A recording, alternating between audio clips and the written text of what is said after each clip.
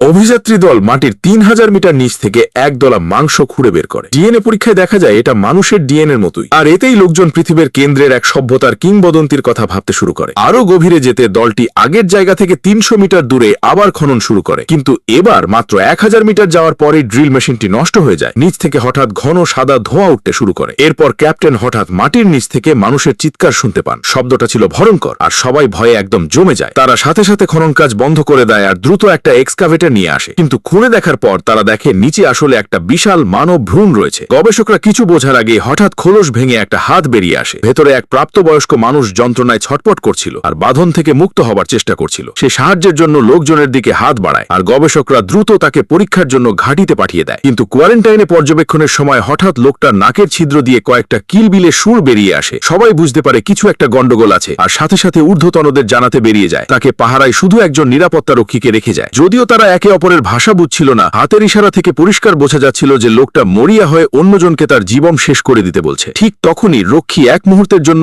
অন্যমনস্ক হতে সে দ্রুত তার কোমর থেকে ছোড়াটা ছিনিয়ে নিয়ে নিজের গায়ে বসিয়ে দেয়। কিন্তু অদ্ভুত ব্যাপার হলো তার হাতটা যেন কোনো অদৃশ্য শক্তির কবলে পড়ে মাঝপথেই আটকে যায়। এরপর তার মুখ থেকে আবার সেই সুরগুলো বের হতে শুরু করে। রনি তাকে থামানোর চেষ্টা করে, কিন্তু লোকটা অসম্ভব শক্তিশালী হওয়ায় ধস্তাধস্তির এক পর্যায়ে সে উল্টো রনিকেই মাটিতে চেপে ধরে। লোকটার পেছন থেকে লেজের মতো কিছু একটা বেরিয়ে সোজা রনির শরীরে ঢুকে যায় আর আরেকটা পরজীবী আক্রমণ চালায়। গবেষক দল পৌঁছানোর আগেই সেই রহস্যময় লোকটা একটা শুকনো লাশে পরিণত হয় আর রনির কিছুই মনে ছিল না যে একটু আগে কি ঘটেছে। কিন্তু এরপর থেকেই রনি ধীরে ধীরে আরো বেশি হিংস্র হয়ে ওঠে। সে তার এক সহকর্মীর কাছে পাঞ্জা লড়াইতে হেরে গিয়ে হঠাৎ রেগে যায় আর নিজেকে সামলাতে না পেরে একটা ঘুষি নেড়ে বসে। সাথে সাথেই তাদের দুজনের মধ্যে মারামারি বেঁধে যায়। কিন্তু রনি আগে থেকেই ততটা শক্তিশালী না হওয়ায় তাকে দ্রুত মাটিতে ফেলে মারা হয়। তবুও তার ভেতরে দানবটা জেগে ওঠে।